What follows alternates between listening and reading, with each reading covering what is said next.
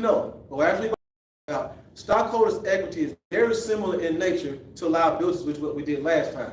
The reason why is this right here. We purchased, and this is always for our business. That's the way we look at this textbook, and mostly whatever you're doing in any class, you look at it as yours. This is our business. Most of the first half or part of the year, we talked about assets. And last time, we talked about how to finance or pay for assets, okay? And we do that one of two ways. We do it if we use our own funds, then we have it all and we have equity, right? That's what we're going to do today. Last time we talked about we may borrow some money first, okay? And that's a long-term liability. So I say it's the same because remember, whatever you do on this side of the balance sheet, whatever account you may have, you always are going to increase it using a credit. No matter what goes over here, you increase it with a credit. And you will always decrease this side with a debit. So that's why I say everything, the basic stuff that we're doing in here is pretty much just going to be changing names from one chapter to another. As you go up in your accounting classes, all you're going to do is add on, just like, you know, you put your clothes on and you put some accessories on. Everything else is just going to be accessories as you keep going. You may not see it like that at first, but if you think of it that way, always come back to your basics, okay? So under each of these right here, our purpose for issuing these, and what I write first in green, I'm going to debit it, okay? So that's kind of going to help us out. The purpose of both of these is to accumulate cash, okay? The purpose is to accumulate cash. Now, if I have that cash and I have to pay it back, then I'm going to have some type of LT, long-term liability. Okay? If I have to pay it back. If I own that and don't have to pay it back, then I'm going to have some type of equity. We're going to have some type of equity, okay? Now, equity doesn't matter. Whatever type it is, we know that it's going to be on that side of the balance sheet, on this side of the balance sheet in the equity section, okay? So this is just getting our minds ready for what we're going to do, showing you that there's nothing really different, okay? Now, previously, we talked about things like notes payable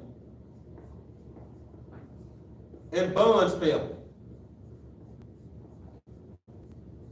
These were our major types of long-term assets. Of course, we have things like mortgages that go on for a long period of time, but these were two of the ones that we focus on, and everything else pretty much follows the same way. In this chapter, we're going to continue looking at equity, but we're going to be looking at things like stock. And I'm writing stock twice because we're going to have things called common stock, which I'll abbreviate CS, common stock.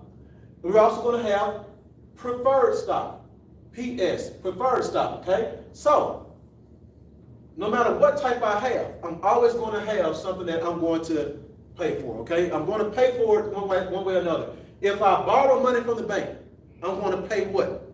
Interest. If I give away some of my equity to others, I'm going to pay for it, more than likely giving dividends once I get far along. But at first now, when you give out equity, if one of us should start a company, don't worry about giving out equity and then trying to start paying dividends. If I invest in your company, and I know you're brand new, well, I know that you have to put your money back into your company, so I'm banking on the fact you put your money back in your company, and then one day I sell my ownership, my stock, and I get some in return, and I get some higher value of cash. It's like anything else. Don't start something if you're not going to keep it up, right? So if you start paying dividends, you're probably going to have, it's just not going to look good if you don't pay it. Nothing wrong with it, but you know how people talk, right? Just like in real life stuff. So once a company starts paying dividends, generally speaking, it's not going to stop, okay? Now, everybody good so far? Generally speaking now, we can do it where the amount that we borrow is, especially the amount of bonds payable, is the same amount. We can do it where we sell a little bit of this right here, and then we have a difference, okay? We sell it right here for what we call selling it at par. Selling something at par is saying that we're selling it for what the value on the actual stock says, okay? That's what we're selling it for. But similar to when we sold liability, similar to when we borrow money, there can be a difference. So remember how we had discounts or premiums depending on what the market rate was? Well, in this case, we're going to have a difference, and we could possibly have a difference in cash and the stock that we have, and that's going to be called paid in capital. So if we're selling our stock to someone, and someone gives us more than we previously had, then we're going to have this thing called paid in capital. Okay?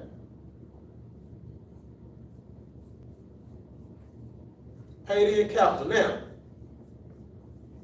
that's where they pay a little bit more. All right?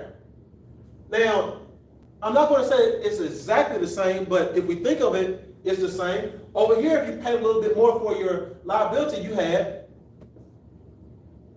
a premium on the liability, okay? So premium on bonds payable, BP. Premium on bonds payable is what we had. So those two things, they are not equal.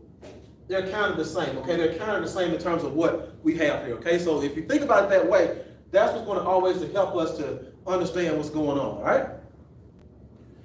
So with that there, we'll look at a couple of brief examples right fast. And the first one, let me pull it up for you. Your numbers may be a little bit different, but that's okay. That'll actually give you another chance to practice. What we're going to do here, let's break the problem down. You have three different problems. The first one has to do with issuing shares. Okay, so you issue some shares under two different types.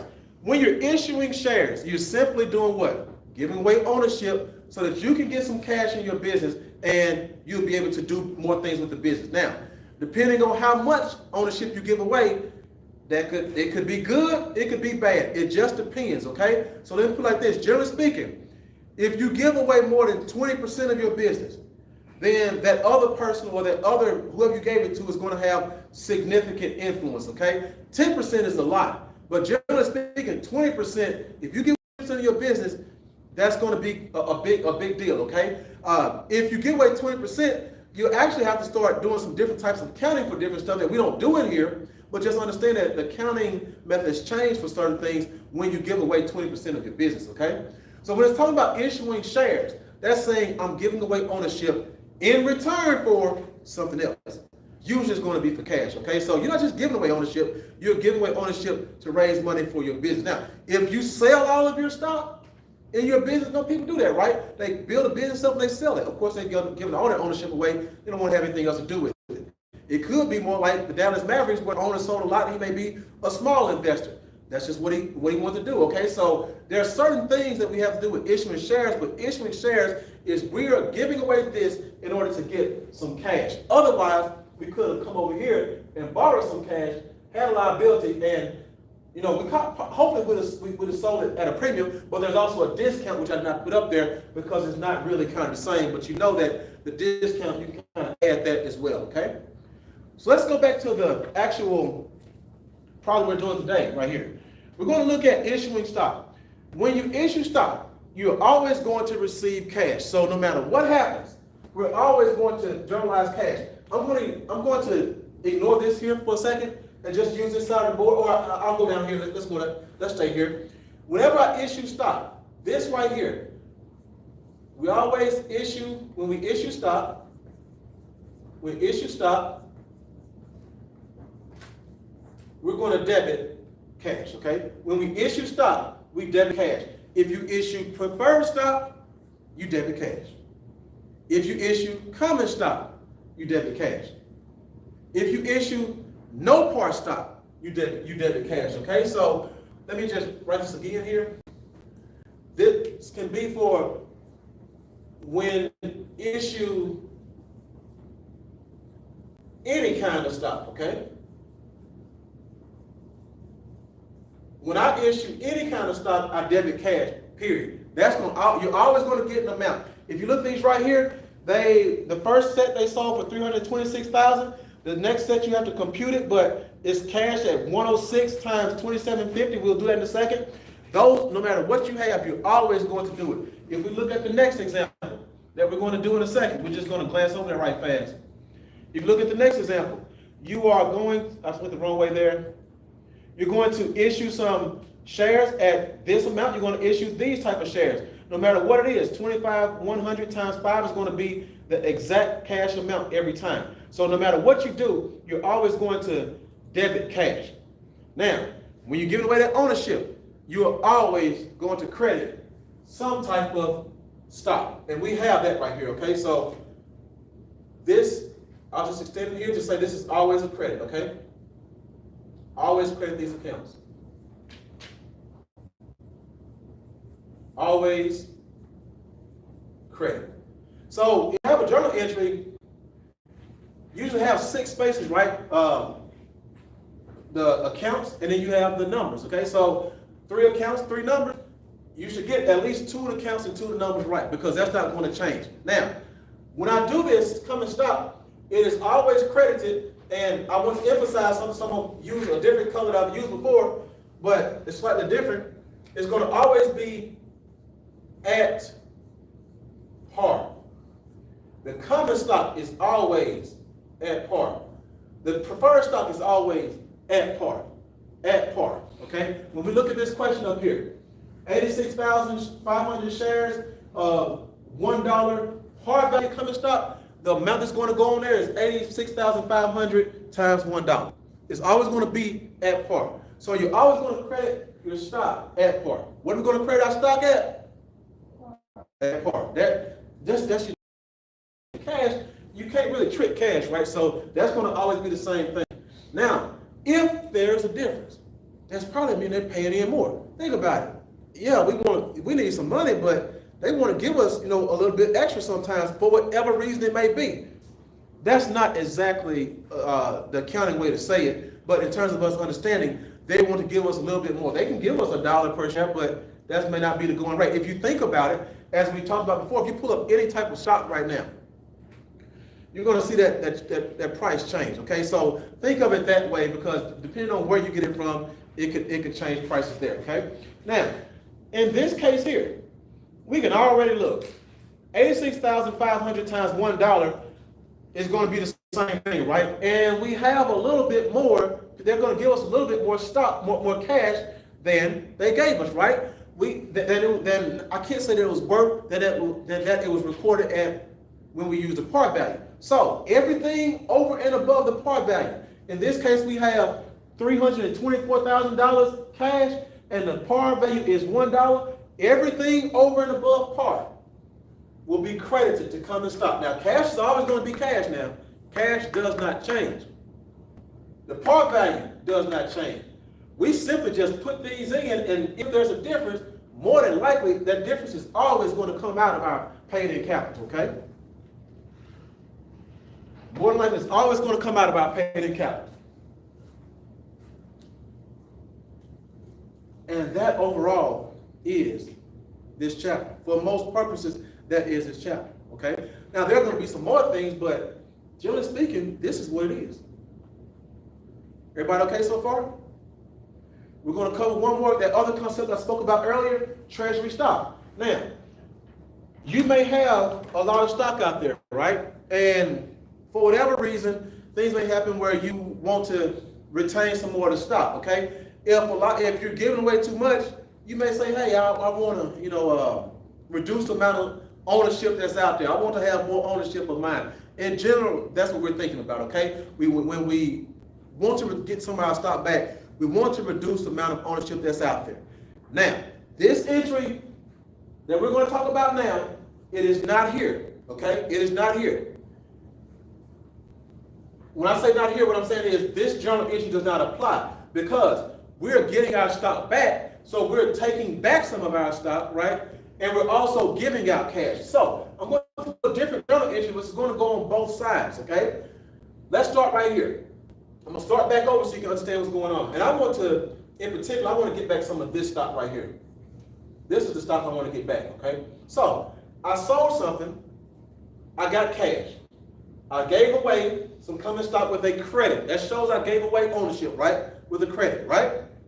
And I gave away some preferred stock, but I want to get back some of this stock. I want you to think back to revenues, and the same principle is going to apply.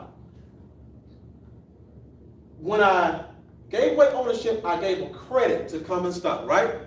So if I want to use the amount that's out here, should I debit something or credit something to take it off the books? If I put it on the books with a credit, should I take it off with a credit or should I take it off with a debit? With a debit. Now, that's correct. Now, for how we take it off. You remember how we never took off revenues, right? We always said sales returns and allowances. We always said sales discounts or something like that. So I mark that so that I can know exactly what it is. And instead of taking it off using that word, I'm going to take it off by debiting this thing called treasury stock, okay? So the account will be called treasury stock. And this is a debit. This is a debit, okay? So this is related to this. Now, there are going to be different ways, like when I say with accounts receivables, you're going to have all your different kinds, okay? But that is a debit to treasury stock. So you see, treasury stock is not an asset. That's what I said earlier. Treasury stock is not an asset. But we are going to pay out some assets, right? So I will have to pay out some cash. So that cash will come out of here. And this cash is a credit. That's my cash. So whenever I have treasury stock, the journal entry is debit treasury stock, credit cash. That's the journal entry, okay? What I do is I have my stock, my treasury stock. I credited the stock to put it on, and I took it off by using this debit right here. I took some cash out of my asset account, and all I did was bring these together, and that way I can have a debit to treasury stock and a credit to cash. Okay, so put it over there. It's the same thing as here, but it just may help us know to put it somewhere else just as a different way. But treasury stock is not an asset, but we get that stock back in with using that account. Okay? Excuse me, it's not an asset, but we get it back in by using some of our cash as that was an asset. But treasury stock is not an asset. Okay? So this in general, I always talk about things we can write down before we go into an exam. This right here. That's going to really help us out a lot, okay? So now let's look at the problem a little bit. Let's look at the problem. This problem right here, 86,500 shares were issued, right? Tell me the easy part of this journal entry. I'm going to debit what? What account will I debit? Cash. For how much?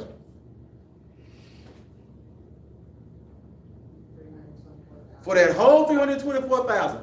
Why? Because that's how much they gave us, right? Now, are we going to debit the common stock for $324,000?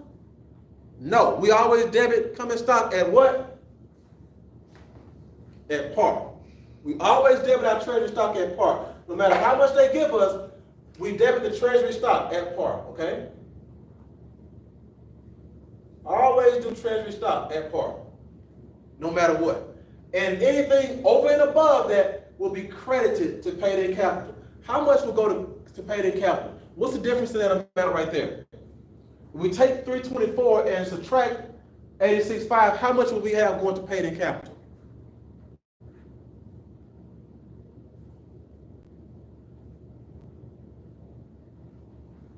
So 324 minus the 86? Yes, sir.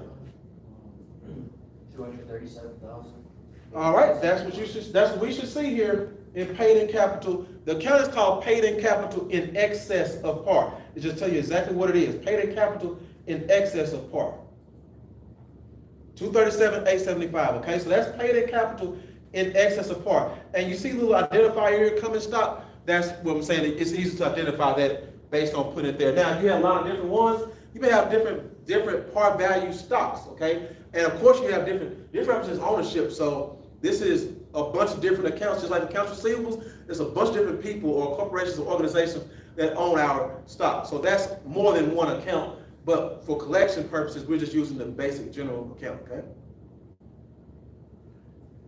Now, I have some preferred stock. True or false? I treat preferred stock the same way I treat capital stock. Is that true or false? Or common stock?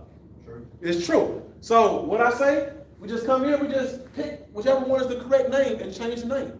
That's all we do. Okay, so we're just going to change the name. So now I have cash of how much? I have cash of, oh, they don't tell it to me. How do I find out how much cash I'm going to have? Remember the concept. I am selling stock, giving away ownership in exchange for cash. The ownership I'm giving away, it has a set value called par value. Do I always sell it at par value? No, I don't. That's right. So this time I'm selling it above or below par value. Above. That means I'm going to have a debit to cash for whatever that above amount is. What would that be? How would I get that? I would take my 3,100 shares and multiply them by what? 108. 108. Not the 100. The 108 is the cash per share. Okay? Now the 100 is what I'm going to put to my other one, okay? To my common stock, or in this case to my preferred stock, okay? So sometimes they give it to you, sometimes they tell you to compute it. Just always, when you think you have it, just double check, okay, this is the par value, this is the cash value. Let's make sure I use my cash for cash and my par value for whatever it is, all right?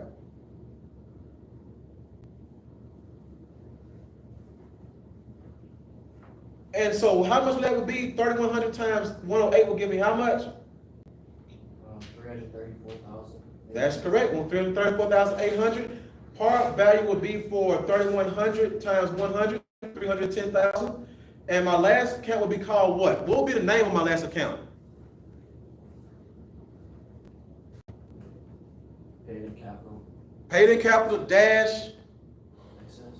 in excess of par dash preferred stock. The name of. Just make sure we keep up with that name, okay? Because even though we just have just dash common stock, it's actually someone else's name on there as well. So that's why the reason we make sure that we keep up with it, okay?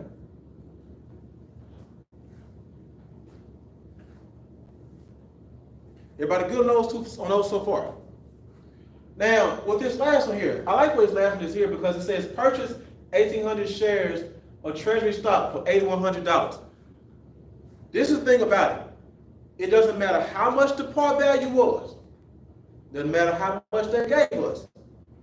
When you purchase your treasury stock back, it's always going to be at the cost of whatever you pay. So you see how you had debit cash and credit common stock and excess of common stock? We don't have any excess stuff associated with this right here.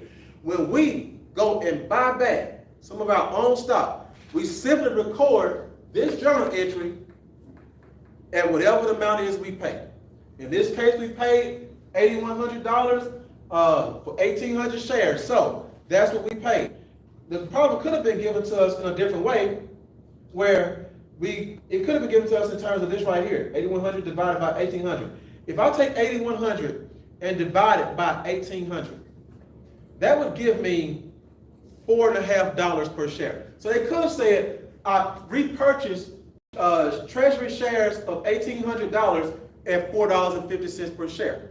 That's one way they could have done it, okay? And if they did that, then I would have taken my 8,100, multiplied it by $4.50, and that would have given me what I had. I put the wrong number in there. Let me do that number again, okay?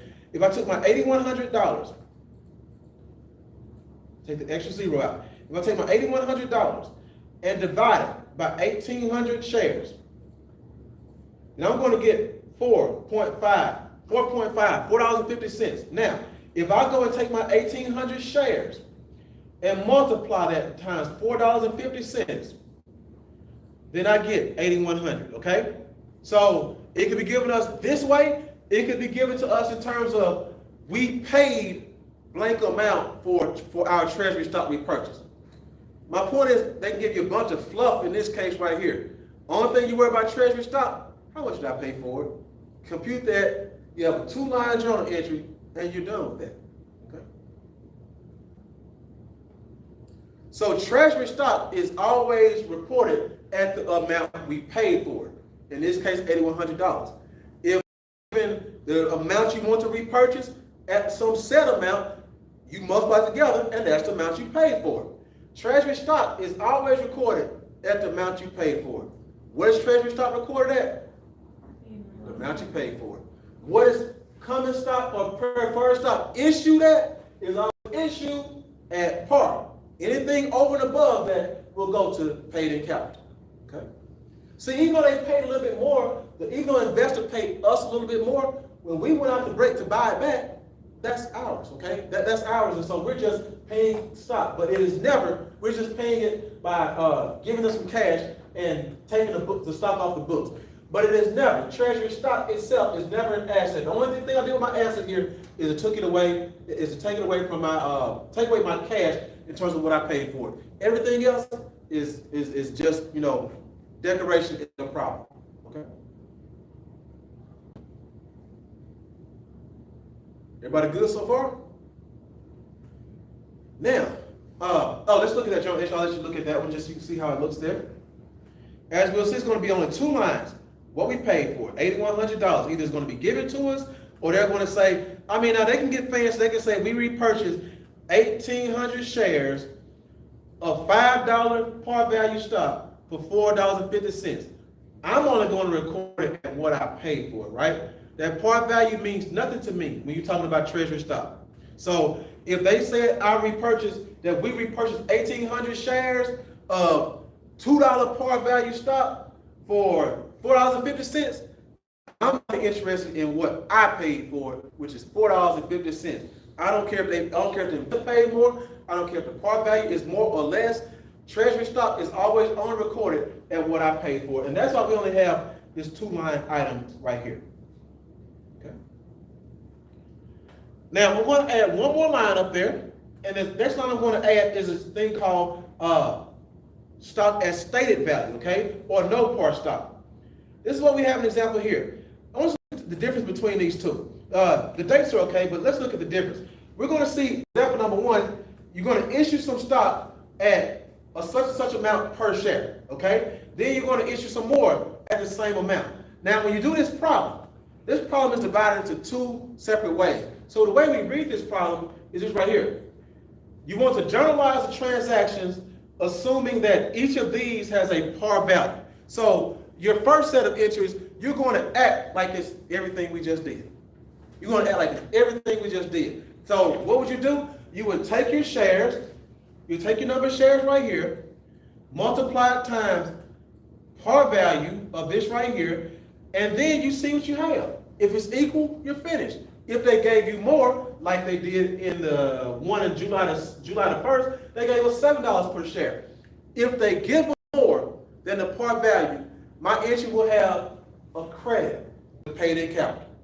So even though it's two different ones, I like this problem because it gives you a chance to compare the two. The first one says, well, first of all, don't pay attention to how much stock or ownership was given. Just pay attention to whether it was at par or something else. In the first set of ones, if I only look at part A, where it says issue stock for $5 per share, if we act like that is par value, then we'll only have one set of lines of entries, okay? So I want to keep this up here. The first time, I'm going to have cash of $26,300 times $5. The par value is $5. The sale price is $5. So I'm only going to record cash for that amount. How much am I going to debit that for? And you can write, you don't have to tell me right now because we're going to look at it and say, so I'll give you the answer. I want you to go ahead and write that down right now, what you debit cash for, okay? If you can do all of A, then go ahead, but we'll walk through it step by step, okay? So the first one, issue 26,300 shares of stock at $5 per share, and we're going to assume that the common stock has a $5 par value. Here's a hint. How many lines should you have for that entry? I'm not going to answer it, but I'd like you to tell me how many lines should you have for that entry. That's okay. I wasn't supposed to answer it. That's right.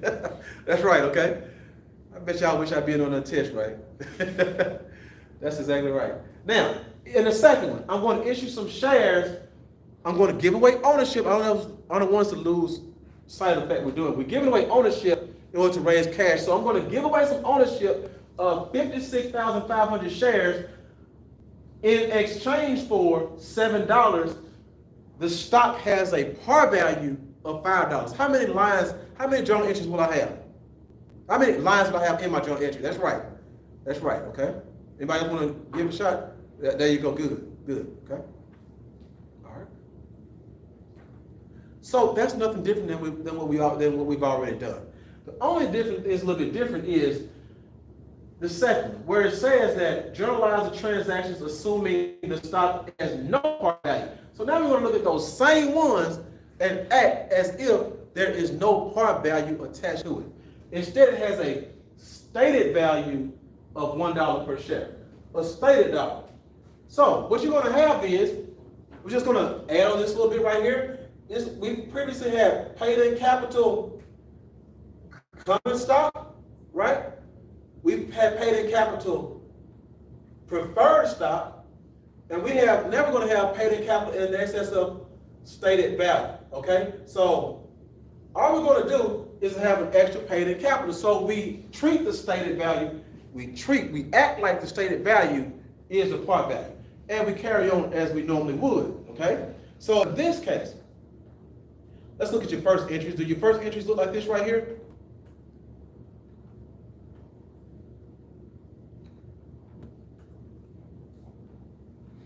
Any questions about A? Okay. All right, let's go to part B. Now, part B, remember, we are assuming that this same stock has a stated value of $1 per share. A stated value, let's look at it. Now, I have a little bit more. I'm selling for $5. It has a stated value of something less. Remember I said we have a paid-in capital in excess of stated value? That's why I have my third identifier over here for the stated value, okay? It's just another identifier. We treat it the same, it's just not called par value. So you see we have paid-in capital right here in excess of par. The only thing we're doing is paid-in capital in excess of stated value. Same concept. So stated value is treated like par value, okay? It's treated like par. And that is the three journal entries that we have, the three journal entries we have there. Then the treasury stock is another journal entry, but that's pretty much everything, the bigger parts of what we're covering in this chapter right here. And as you see, it's just like debiting cash. But it's a lot, whether we're getting cash from a bank, usually notes payable, whether we're getting cash from a bond, we're still getting cash because we need some money, or we would like to have more money to invest in the business. It does not always have to be a need. You can just prefer to keep your capital and use it for other purposes, okay? So you're raising capital, you're raising cash. The form that you raise it in is always going to be credited, whether notes or bonds payable, or common stock or preferred stock.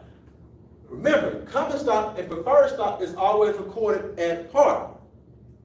Stated value stock is recorded at stated value. Bonds payable is recorded at the face amount, whatever they say interest rate is. And let's just kind of go back over that. If the interest rate is 10%, we are giving a 10% interest rate. If you can give somebody a 10% interest rate this day and time, I will be the first to invest in you, right? But if somebody else is giving 15%, I'm going to have to go somewhere else and get that 15%. But you need the money. So instead of letting me go somewhere else, you're going to give me a little bit less. I mean, you're going to accept a little bit less cash from me.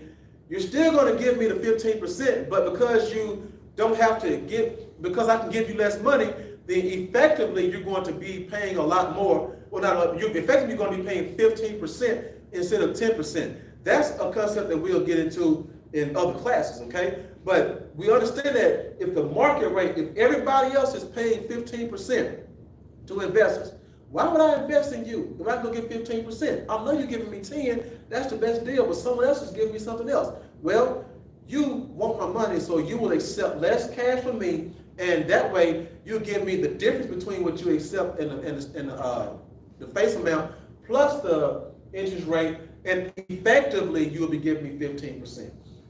If you give me more, if you have the bench rate going, then you can charge a premium, and that premium is kind of similar, not exactly equal, but that wavy sign is kind of similar to paid-in capital, okay? Because the reason I'm not saying it's equal is because a premium is not the same. I know it's not the same, but it doesn't have the same weight. The premium comes about because of a difference in what it's worth, the market rates. The paid-in capital comes from a difference in stock, and that has nothing to do with the value. The par value has nothing to do with the par value has nothing to do with what it is worth. Okay, the cash you receive is what it's worth for your stock. Okay. So, any questions on that part? All right. Well, let's see what else we have, and we will continue just a little bit. Let's take a break.